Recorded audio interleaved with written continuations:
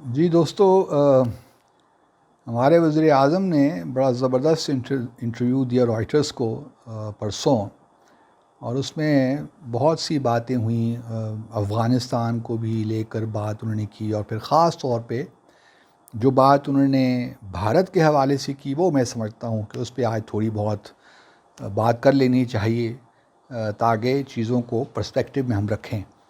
آپ کو یاد ہوگا کہ میں پہلے بھی کئی بار یہ کہہ چکا، پچھلے سال ڈیڑھ سال سے کہہ رہا تھا کہ ہمارے وزیر اعظم کو یہ شاید زیب نہیں دیتا کہ وہ اپنے ٹویٹر اکاؤنٹس کو، یا ہمارے فارن منسٹر کو بھی، کہ وہ وزیر اعظم مودی کو فاشسٹ کہیں یا اس قسم کی زبان کا استعمال کریں۔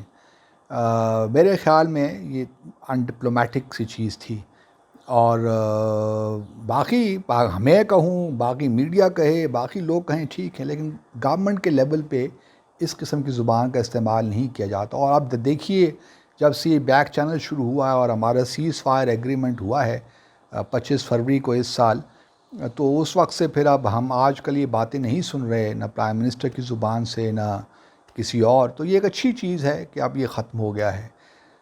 دوسری طرف پرائم منسٹر نے اپنے رائٹرز کا جو انٹرویو ہے اس میں یہ بھی کہا ہے کہ تھوڑی سی پوزیشن میں اور فلیکسیبلٹی دکھائی ہے بھارت کے ساتھ مذاکرات کرنے کے لیے، اور یہ بھی وہی بات ہے کہ جو میں پہلے کہتا رہا کہ آہستہ آہستہ ہماری پوزیشن میں آپ دیکھیں گے کہ لچک آتی رہے گی اور ہم مذاکرات کی طرف بڑھنے کی کوشش کریں گے۔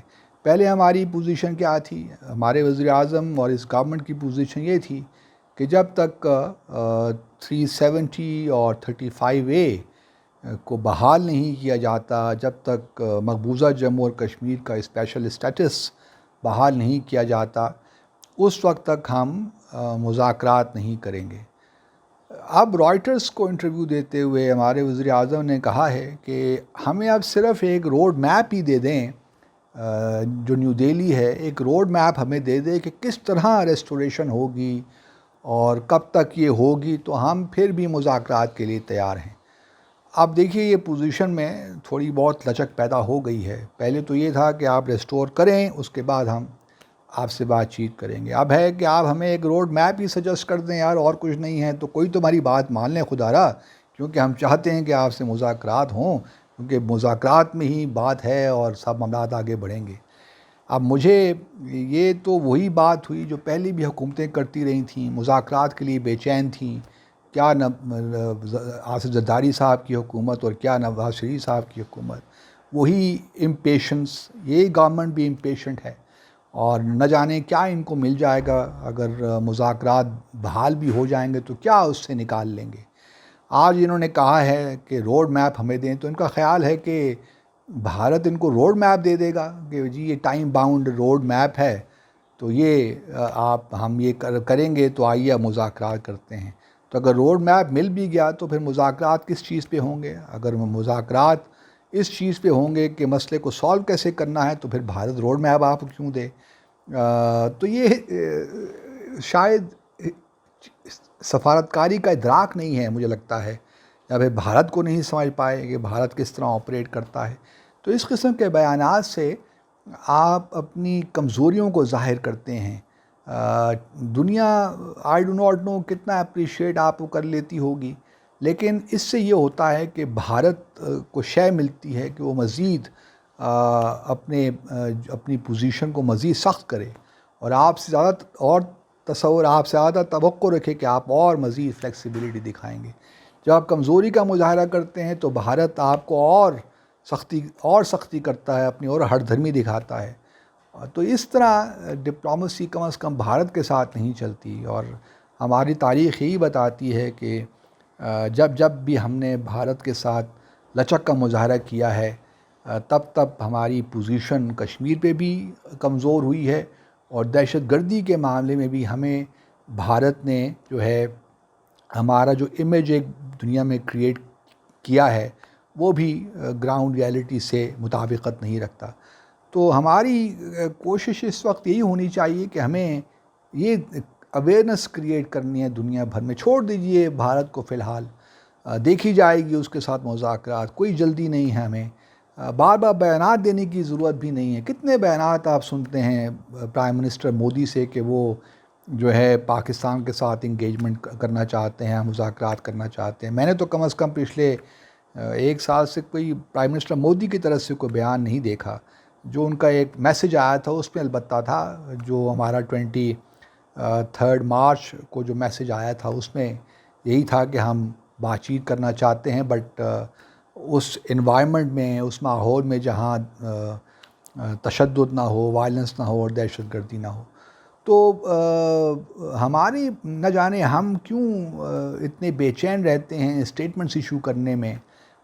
کوئی موقع ہاتھ سے جانے نہیں دیتے کہ مذاکرات کی جو راگ ہے وہ لاپتے رہتے ہیں, حالانکہ اس سے نکلنا کچھ نہیں ہے. اب جو بھی بیک چینل پہ جو بھی ہو رہا ہے اس کو کام کرنے دیں اور چھوڑ دیجئے رٹ لگانا کہ ہم نے مذاکرات کرنے ہیں. کیونکہ آپ جب پبلکلی کوئی اسٹیٹمنٹ دے دیتے ہیں تو پھر اپنے آپ ویکنس شو کرتے ہیں بنیادی طور پہ. اور یہی غلطی صدر مشرف سے بھی ہوئی تھی, یہی غلطی باقی پچھلی حکومتوں سے بھی ہوئی, اور یہ غلطی آپ بھی وہی غلطی دہرا رہے ہیں کہ پبلک میں جا کر اس قسم کی اسٹیٹمنٹس دے رہے ہیں جس سے صرف آپ کی کمزوری نظر آتی ہے اور کچھ نہیں. تو اس لیے فوکس آپ یہ کیجئے کہ کشمیر کا جو معاملہ ہے اس کو دنیا میں اچھالیے, اویئرنیس کریٹ کیجئے, آپ باہر جائیے, دنیا کو بتائیے کہ وہاں کیا ہو رہا ہے. اس پہ توجہ نہیں ہے اور ساری توجہ جو ہے وہ بھارت کے ساتھ مذاکرات پہ ہے. یہ ہماری سمجھ میں نہیں آتا کہ یہ کس قسم کی سفارت کاری ہے اور اس سے ہمیں کیا مل جائے گا. اور یہی وہی طریقہ ہے کہ اگر مذاکرات شروع بھی ہو گئے تو پھر وہی اسٹیل میٹ ہو جائے گا. اور جہاں تک کشمیر پہ دیکھیے روڈ میپ کی بات ہے تو روڈ میپ میں نہیں چاہیے, ہمیں ایکشن چاہیے. ہمیں حریت کی لیڈرشپ کو, اس میں نے پہلے بھی کہا, ان کو رہا کروائیں. وہ پہلے بھارت اپنی سنسیریٹی آف پرپس شو کرے, وہاں پہ جو ڈریکونین لاز ہیں ان کو ہٹائے, ڈی ملٹرائزیشن کرے, جو ڈومیسائل تقریباً 3 ملین کے قریب ایشو کیے ہیں ان کو واپس لے. یہ کام ہے, اس میں روڈ میپ کی کوئی ضرورت نہیں ہے. تو اب بہرحال مجھے سمجھ نہیں آتی کہ کیوں ہم اس قسم کے بیانات دے رہے ہیں. ٹھیک ہے, سیز فائر ایگریمنٹ اس کی رینیول بھی ہو گئی, سنا ہے کہ کچھ سیز فائر اور کچھ رپورٹ بھی ہوا ہے کہ تقریباً بھارت نے فروری سے جب سے یہ ہوا ہے 18 یا 19 بار وائلیشن کر لی ہے, لیکن رپورٹ نہیں ہو رہی ہیں چیزیں. لیکن بھارت سے میں توقع نہیں رکھتا کہ وہ اس نے کچھ سنسیریٹی کے ساتھ یہ معاملات کیے ہیں. لیکن ہمارے لیڈرشپ کو ضروری ہے کہ اب یہ چھوڑ دیں مذاکرات کی بات. جو کام کرنے والے ہیں, بھارت پہ پریشر بلڈ کرنے والے, وہ کام کیجئے اور پھر دیکھا جائے گا جب بھی مذاکرات ہونے ہوں گے. آپ سب کا بہت شکریہ.